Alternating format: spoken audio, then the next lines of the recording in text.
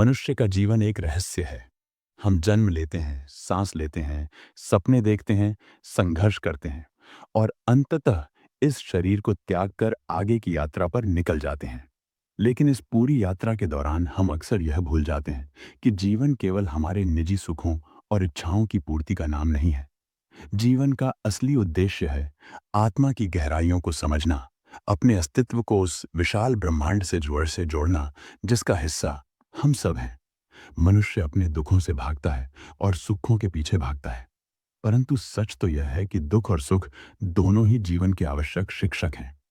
जो केवल सुख चाहता है वह कभी पूर्ण नहीं हो सकता, और जो दुख को भी स्वीकार करना जानता है वही जीवन की सच्चाई को समझ सकता है। हमारे शास्त्रों ने हमेशा यही कहा है कि संसार एक कर्म भूमि है। यहाँ हर एक इंसान अपने कर्मों का फल भोगने आया है। कोई राजा बनकर जन्म लेता है, कोई गरीब मजदूर के रूप में, कोई विद्वान ऋषि के रूप में और कोई साधारण गृहस्थ के रूप में। लेकिन इन बाहरी भेदों के पीछे एक समानता है। हर आत्मा अपने साथ अपने पिछले जन्मों के कर्मों का बंधन लेकर आती है। यह बंधन ही हमारे जीवन में सुख दुख, लाभ हानि, सफलता असफलता के रूप में प्रकट होता है। अगर यह बंधन बहुत भारी है तो जीवन कठिनाइयों से भरा होगा, और अगर यह हल्का है तो जीवन अपेक्षाकृत सरल लगेगा। इसी सच्चाई को समझते हुए ऋषियों ने यह मार्ग बताया कि मनुष्य को केवल अपने लिए नहीं जीना चाहिए। जो केवल अपने सुख की तलाश करता है वह सीमित रहता है, लेकिन जो दूसरों के दुख में सहभागी बनता है वही वास्तव में आत्मा की ऊंचाई तक पहुंच सकता है। यही वह स्थान है जहां दुख मांगने की साधना का रहस्य सामने आता है। आमतौर पर हम दूसरों से दुआ, आशीर्वाद या सफलता मांगते हैं। हम कभी यह नहीं सोचते कि क्या हम दूसरों का दुख मांग सकते हैं। यह विचार अपने आप में बहुत गहरा और अनोखा है। लेकिन आध्यात्मिक परंपरा में यह माना गया है कि जब कोई व्यक्ति स्वेच्छा से दूसरों के दुख का अंश अपने भीतर लेने की इच्छा करता है, तो वह उस दुख को अपने भीतर सहन नहीं करता, बल्कि उसे दिव्यता में बदल देता है। यही शक्ति है करुणा की। करुणा वह दीपक है जो सबसे अंधेरी रात को भी उजाला कर सकती है। विशेष रूप से विधवा स्त्री के जीवन को इस साधना से जोड़ा गया है। एक विधवा स्त्री ने अपने जीवन का सबसे बड़ा सहारा खोया होता है। उसका दुख किसी सामान्य व्यक्ति के दुख जैसा नहीं होता। उसमें एक ऐसी गहराई होती है जो उसे मौन तपस्विनी बना देती है। उसका हर आंसू, हर सांस, हर प्रार्थना ब्रह्मांड में एक ऊर्जा की तरह प्रवाहित होती है। जब समाज उसे केवल बोझ समझता है या उसकी उपेक्षा करता है, तब वास्तव में वह स्त्री अपने भीतर ऐसी शक्ति संजो रही होती है जिसे पहचानने की दृष्टि बहुत कम लोगों के पास होती है। और यही कारण है कि कहा गया है, विधवा स्त्री के दुख का अंश मांगना दरअसल उसके तप का अंश मांगना है। इस साधना की नींव श्रद्धा और विनम्रता पर टिकी होती है। जब कोई व्यक्ति किसी विधवा स्त्री की सेवा करता है, उसकी मदद करता है और मन ही मन प्रार्थना करता है कि उसका दुख का एक अंश वह स्वयं पर ले ले, तो यह कोई साधारण कार्य नहीं होता। यह ब्रह्मांडीय ऊर्जा का लेन देन है। यह केवल इंसानों के बीच नहीं, बल्कि आत्माओं और ईश्वर के बीच होने वाला आदान प्रदान है। इसीलिए इसे गुप्त क्रिया कहा गया है। इसे न तो सबके सामने किया जाता है, न ही इसका दिखावा होता है। यह एक ऐसा बीज है जो मन के भीतर बोया जाता है और धीरे धीरे पूरे जीवन को समृद्धि के वृक्ष में बदल देता है। मनुष्य को समझना होगा कि दुख से भागना कमजोरी है, दुख को स्वीकार करना शक्ति है। जब आप किसी और के दुख को अपने ऊपर लेने की तैयारी करते हैं, तो आप अपने भीतर उस विशालता को जन्म देते हैं जो आपको ब्रह्मांड से जोड़ देती है। यह क्रिया आपके जीवन के अंधेरे को प्रकाश में बदल सकती है, क्योंकि दुख मांगने का अर्थ है स्वार्थ की दीवार तोड़ देना और आत्मा के असली स्वरूप को पहचानना। यही आत्मा का स्वरूप है, अनंत, व्यापक और दयालु। मनुष्य के भीतर जितनी शक्ति सुख को संभालने की होती है, उतनी ही शक्ति दुख को संभालने की भी होती है। फर्क केवल दृष्टि का है। जब इंसान दुख को बोझ समझता है तो वह टूट जाता है, और जब दुख को साधना समझता है तो वह निखर जाता है। दुख मांगने की गुप्त क्रिया का रहस्य इसी बिंदु पर छुपा है। यह साधना सिखाती है कि दुख को नकारना नहीं है, बल्कि उसे अपनाना है। जब आप स्वेच्छा से किसी दूसरे इंसान के दुख का अंश अपने ऊपर लेने की इच्छा करते हैं, तो आप केवल उसका दुख नहीं लेते, बल्कि उस दुख में छिपी ऊर्जा और आशीर्वाद को भी ग्रहण करते हैं। यह साधना दुख को दुख के रूप में नहीं, बल्कि एक एक अवसर के रूप में देखने की कला है। एक ऐसा अवसर जो आपके जीवन की दिशा बदल सकता है। हर इंसान का जीवन अपने आप में एक तपस्या है। उसका हर दिन संघर्ष से भरा होता है। उसकी हर रात अपने अनुभवों की गवाही देती है। समाज चाहे उसे समझे या न समझे, लेकिन उसकी आत्मा लगातार ईश्वर के निकट होती जाती है। उसका मौन ही उसकी प्रार्थना है और उसकी पीड़ा ही उसकी भक्ति है। यही कारण है कि उसका दुख सामान्य दुख नहीं होता, बल्कि उसमें एक ऐसी दिव्य तरंग होती है जो किसी योग्य व्यक्ति तक पहुंचकर उसके भाग्य को बदल सकती है। जब कोई व्यक्ति सच्चे भाव से सेवा करता है और भीतर ही भीतर यह प्रार्थना करता है कि किसी का दुख वह स्वयं पर ले ले, तो उस क्षण दोनों आत्माओं के बीच एक अदृश्य सेतु बन जाता है। इस सेतु से गुजरकर जो ऊर्जा एक से दूसरे में प्रवाहित होती है, वही इस क्रिया का सबसे बड़ा रहस्य है। यहाँ यह समझना आवश्यक है कि दुख मांगने का अर्थ यह नहीं है कि आप भी वैसा ही दुख भोगेंगे। यह क्रिया केवल सतही स्तर पर देखने पर अजीब लगती है। वास्तविकता यह है कि जब कोई व्यक्ति करुणा और निस्वार्थ भाव से दूसरों का दुख मांगता है, तो वह दुख ऊर्जा के रूप में परिवर्तित हो जाता है। ईश्वर का नियम है कि स्वेच्छा से लिया गया दुख पुण्य में बदल जाता है। इसलिए जो व्यक्ति इस साधना को करता है, उसे दुख नहीं मिलता, बल्कि उसे ऐसी शक्ति मिलती है जो जीवन की कठिनाइयों को सहज बना देती है। यही कारण है कि इस क्रिया को करने वाले लोग धीरे धीरे जीवन में समृद्ध होने लगते हैं। दुख मांगने की यह गुप्त साधना धीरे धीरे जीवन के हर क्षेत्र को प्रभावित करती है। शुरुआत में यह केवल मानसिक स्तर पर असर करती है। साधक को लगता है कि उसका मन हल्का हो गया है, उसके भीतर करुणा बढ़ गई है और उसका हृदय पहले से बड़ा हो गया है। फिर यह असर पारिवारिक जीवन में उतरता है। घर में जो झगड़े, तनाव या क्लेश होते हैं, वे धीरे धीरे कम होने लगते हैं, क्योंकि जब एक व्यक्ति दुख सहने की क्षमता विकसित कर लेता है, तो उसके आसपास की नकारात्मकता खुद ब खुद समाप्त हो जाती है। इसके बाद यही असर भौतिक जीवन पर पड़ता है। साधक को काम में सफलता मिलने लगती है, धन का प्रवाह बढ़ता है और समाज में उसका सम्मान भी बढ़ता है। इस क्रिया का सबसे बड़ा प्रभाव यह है कि यह साधक को भीतर से अडिग बना देती है। जीवन में कितने ही उतार चढ़ाव क्यों ना आए, वह व्यक्ति डगमगाता नहीं है, क्योंकि उसने दूसरों का दुख सहने की क्षमता विकसित कर ली है। तो अपने दुख उसे तुच्छ लगते हैं। उसका आत्मबल इतना प्रबल हो जाता है कि कठिन परिस्थितियां भी उसके सामने टिक नहीं पाती। यही आत्मबल आगे चलकर ईश्वर की कृपा को आकर्षित करता है। ब्रह्मांड उसी को वरदान देता है जो दूसरों का बोझ उठाने को तैयार हो। कहते हैं कि जब कोई व्यक्ति दूसरों का दुख अपने ऊपर लेता है, तो सामने वाला अनजाने में उसे आशीर्वाद देता है। कभी यह आशीर्वाद शब्दों में होता है और कभी मौन में। लेकिन मौन का आशीर्वाद शब्दों से कहीं अधिक शक्तिशाली होता है। यह आशीर्वाद साधक के जीवन में ऐसे बीज की तरह काम करता है जो समय आने पर सफलता, सुख और शांति के वृक्ष में बदल जाता है। यही कारण है कि जो लोग इस गुप्त क्रिया को अपनाते हैं, उनके जीवन में अप्रत्याशित चमत्कार घटते हैं। इस क्रिया को गुप्त रखने का एक और कारण है। यदि यह सब लोग जान जाएं और केवल स्वार्थ के लिए करने लगें, तो इसका प्रभाव समाप्त हो जाएगा, क्योंकि यह साधना केवल सच्चे मन, करुणा और निस्वार्थ भाव से ही फल देती है। दिखावे या लाभ के लिए की गई साधना केवल खोखली बन जाती है। इसलिए कहा गया है कि दुख मांगने की क्रिया को केवल वही अपनाए जो सच में दूसरों के दुख को साझा करना चाहता है। अंततः दुख मांगने की यह गुप्त साधना मनुष्य को ईश्वर के निकट ले जाती है। यह साधना सिखाती है कि जीवन का अर्थ केवल अपने सुख में नहीं, बल्कि दूसरों के दुख में सहभागी बनने में है।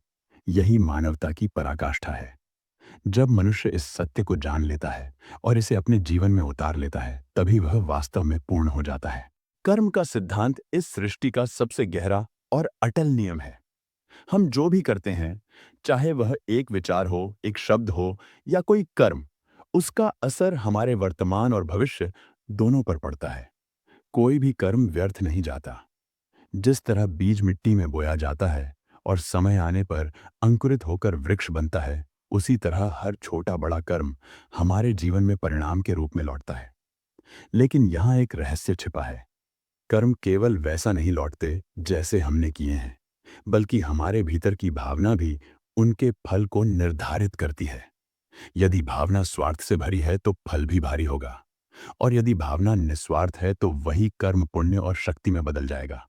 यही कारण है कि दुख मांगने की साधना केवल दुख का आदान प्रदान नहीं है, बल्कि यह तो कर्म और ऊर्जा को रूपांतरित करने की दिव्य प्रक्रिया है। जब कोई व्यक्ति विधवा स्त्री के दुख को अपने ऊपर लेने की प्रार्थना करता है, तो ब्रह्मांड उस प्रार्थना को सुनता है। लेकिन यह दुख साधक के जीवन में वैसे ही नहीं उतरता जैसा कि वह स्त्री भोग रही होती है। यह दुख ऊर्जा के रूप में बदलकर साधक को प्राप्त होता है, और यह ऊर्जा साधक के जीवन में दोहरा असर डालती है। पहला असर यह होता है कि साधक के अपने बुरे कर्म धीरे धीरे हल्के होने लगते हैं, क्योंकि जो दुख उसे भुगतना था वह अब पुण्य में बदलने लगता है। दूसरा असर यह होता है कि साधक के जीवन में एक नई शक्ति का संचार होता है। उसका आत्मबल बढ़ता है, उसका मन स्थिर होता है, और उसकी सोच गहरी हो जाती है। इस तरह दुख मांगने की क्रिया साधक के कर्म को बदल देती है और उसकी ऊर्जा को उच्चतर स्तर पर पहुंचा देती है। ऊर्जा का यह परिवर्तन साधक के जीवन को पूरी तरह से पलट सकता है। हम अक्सर देखते हैं कि कोई व्यक्ति अचानक बहुत भाग्यशाली हो जाता है। उसे बिना प्रयास के सफलता मिलने लगती है, या उसकी जिंदगी में चमत्कार होने लगते हैं। लोग इसे भाग्य कहते हैं, लेकिन वास्तव में यह कर्म और ऊर्जा के परिवर्तन का परिणाम होता है। जब आप दूसरों के दुख को अपने भीतर रूपांतरित करते हैं, तो आप अपने आसपास एक ऐसी तरंग पैदा करते हैं जो सकारात्मक ऊर्जा को आकर्षित करती है। यह ऊर्जा आपकी रक्षा भी करती है और आपके लिए अवसर भी उत्पन्न करती है। कर्म परिवर्तन की इस प्रक्रिया को समझने के लिए हम सब ऊर्जा का एक बिंदु हैं। हमारा हर विचार, हर भावना, हर इच्छा ऊर्जा है। जब यह ऊर्जा नकारात्मक होती है तो हमारे जीवन में रुकावटें आती हैं, और जब यह ऊर्जा सकारात्मक होती है तो जीवन सहज बहने लगता है। दुख मांगने की साधना का असली रहस्य यही है कि यह नकारात्मक ऊर्जा को सकारात्मक ऊर्जा में बदल देती है। विधवा स्त्री का दुख जब साधक तक पहुंचता है, तो वह साधक के भीतर करुणा, धैर्य और सहनशीलता का रूप ले लेता है। यही करुणा और धैर्य आगे चलकर साधक को हर क्षेत्र में सफल बनाते हैं। यहाँ यह भी समझना जरूरी है कि ऊर्जा केवल व्यक्तिगत स्तर पर नहीं, बल्कि सामूहिक स्तर पर भी काम करती है। जब कोई व्यक्ति दूसरों के दुख को अपनाता है और उसे प्रकाश में बदल देता है, तो यह बदलाव केवल उसके जीवन तक सीमित नहीं रहता। उसकी यह सकारात्मक ऊर्जा उसके परिवार, उसके आसपास और धीरे धीरे पूरे समाज पर असर डालने लगती है। यही कारण है कि एक साधक की साधना पूरे समाज को बदल सकती है।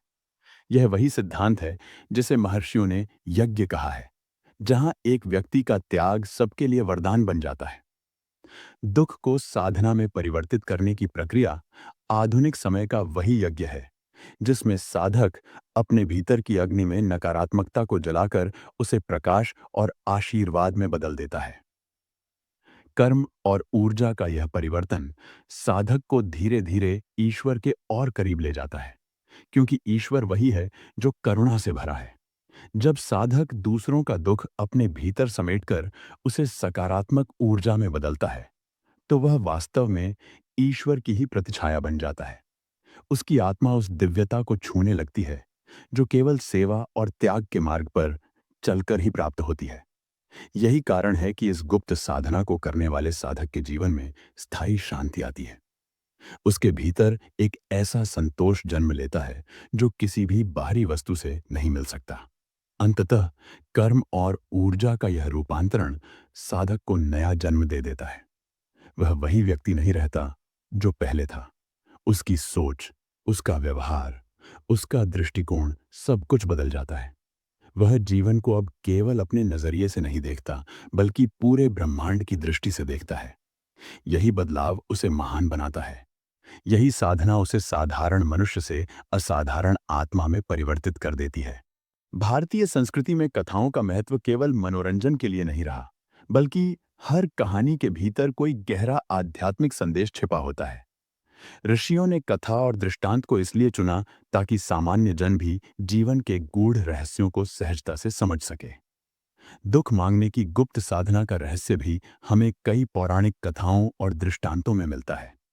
ये कहानियां केवल बीते समय की गाथाएं भी नहीं हैं, बल्कि आज भी यह दिखाती हैं कि करुणा और त्याग का मार्ग ही वास्तविक शक्ति का स्रोत है। सबसे पहले हमें महाभारत की कथा याद आती है। महाभारत केवल युद्ध की कहानी नहीं है, बल्कि यह मानव जीवन के संघर्षों का दर्पण है। इस ग्रंथ में हमें कई ऐसे पात्र मिलते हैं जिन्होंने दूसरों का दुख अपने ऊपर लेकर संसार को दिशा दी। इनमें सबसे बड़ा उदाहरण भगवान कृष्ण का है। जब अर्जुन युद्ध भूमि में खड़ा होकर अपने कर्तव्य और अपने परिवार के बीच उलझ जाता है, तब कृष्ण उसका दुख अपने ऊपर ले लेते हैं। अर्जुन का मोह, उसका भय, उसकी असमंजस, सब कृष्ण अपने शब्दों और ज्ञान से अपने ऊपर उठाकर उसे हल्का कर देते हैं। गीता का उपदेश वास्तव में दुख मांगने का ही एक रूप है। कृष्ण ने अर्जुन के दुख को अपने कंधों पर लिया और उसे धर्म का मार्ग दिखाया। इस घटना से हमें यह समझ में आता है कि जो व्यक्ति दूसरों का बोझ उठाता है, वही वास्तविक गुरु और मार्गदर्शक बन सकता है। रामायण में भी हमें इसका सुंदर उदाहरण मिलता है। सीता जब लंका में बंदी बनी होती हैं, तब हनुमान उनके दुख को अपने भीतर उतार लेते हैं। वे केवल दूत बनकर संदेश देने नहीं गए थे, बल्कि उन्होंने सीता की पीड़ा को आत्मसात किया। उसी करुणा ने उन्हें शक्ति दी कि वे अकेले लंका में राक्षसों से भिड़ गए और सीता के लिए आशा का दीपक जलाकर लौटे। हनुमान का यह त्याग दिखाता है कि जब हम किसी के दुख में सहभागी बनते हैं, तो हमें अलौकिक शक्ति प्राप्त होती है। यही कारण है कि आज भी हनुमान को संकट मोचन कहा जाता है, यानी जो दूसरों का संकट अपने ऊपर लेकर उसे दूर कर देता है। पुराणों में एक कथा आती है राजा हरिश्चंद्र की। सत्य और धर्म के लिए प्रसिद्ध हरिश्चंद्र को जीवन में असीम दुख सहने पड़े। उन्हें अपना राज्य, अपना वैभव, यहाँ तक कि अपना परिवार तक खोना पड़ा। उनकी पत्नी तारा और पुत्र रोहित भी दुखों से गुजरे। लेकिन इस कथा में सबसे महत्वपूर्ण पहलू यह है कि हरिश्चंद्र का दुख केवल उनका निजी दुख नहीं था, बल्कि यह एक ऐसा तप था जो आने वाली पीढ़ियों के लिए आदर्श बन गया। जब हम उनके जीवन की कथा सुनते हैं, तो हमें यह समझ में आता है कि दुख का त्याग वास्तव में समाज को ऊर्जा देने का साधन है। हरिश्चंद्र का जीवन इस बात का प्रमाण है कि दुख यदि धर्म के मार्ग पर सहा जाए, तो वह अमरता का रूप ले लेता है। लोक कथाओं में भी हमें इसी सत्य की झलक मिलती है। गांवों में बुजुर्ग अक्सर यह कहानी सुनाते हैं कि एक साधु था जो हर रोज प्रार्थना करता था, हे प्रभु, मुझे दूसरों का दुख दो ताकि वे हल्के हो जाएं। लोग उसे पागल समझते थे, लेकिन धीरे धीरे गांव वालों ने देखा कि उसके पास जो भी जाता था, उसका दुख कम हो जाता था। वह साधु कभी अमीर नहीं हुआ, लेकिन उसके पास जो शांति और आशीर्वाद था, वह किसी धन से खरीदा नहीं जा सकता था। यह लोक कथा हमें बताती है कि दुख मांगने की साधना केवल ग्रंथों में नहीं, बल्कि लोगों की स्मृति और परंपराओं में भी जीवित रही है। बौद्ध कथाओं में भी त्याग और करुणा का यह संदेश गहराई से मिलता है। बुद्ध ने स्वयं कहा था, दुख को समझो तभी मुक्ति मिलेगी। बुद्ध की कई जातक कथाओं में ऐसे दृष्टांत हैं जहां उन्होंने अपने पिछले जन्मों में दूसरों के दुख को अपनाया। एक कथा में वे एक राजकुमार थे जिन्होंने भूखे शेरनी के बच्चों को बचाने के लिए स्वयं को अर्पित कर दिया। यह घटना केवल त्याग की कहानी नहीं है, बल्कि यह दिखाती है कि दूसरों के दुख को स्वीकार करना ही वास्तविक करुणा है। यही करुणा बाद में उन्हें बुद्धत्व की ओर ले गई। इन पौराणिक दृष्टांतों से हमें यह स्पष्ट होता है कि दुख मांगने की साधना कोई नई बात नहीं है।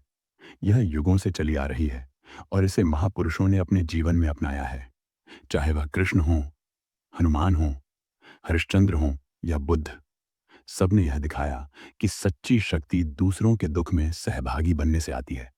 यही कारण है कि आज भी लोग इन कथाओं को सुनते सुनते प्रेरित होते हैं और अपने जीवन में करुणा का भाव जगाते हैं।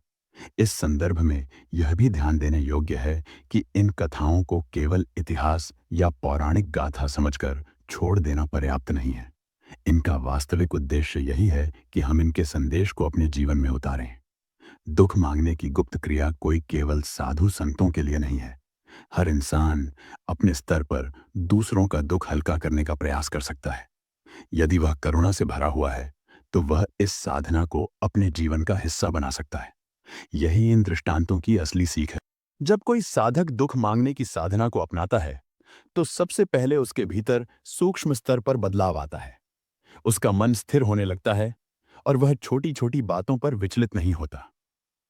पहले जो बातें उसे परेशान कर देती थीं, वे अब तुच्छ लगने लगती हैं। यह साधना व्यक्ति के भीतर सहनशीलता का बीज बो देती है। धीरे-धीरे यह सहनशीलता बढ़कर एक ऐसी शक्ति बन जाती है, जो हर परिस्थिति में उसे संतुलित बनाए रखती है। यही पहला परिणाम है, मानसिक स्थिरता और आत्मबल का विकास।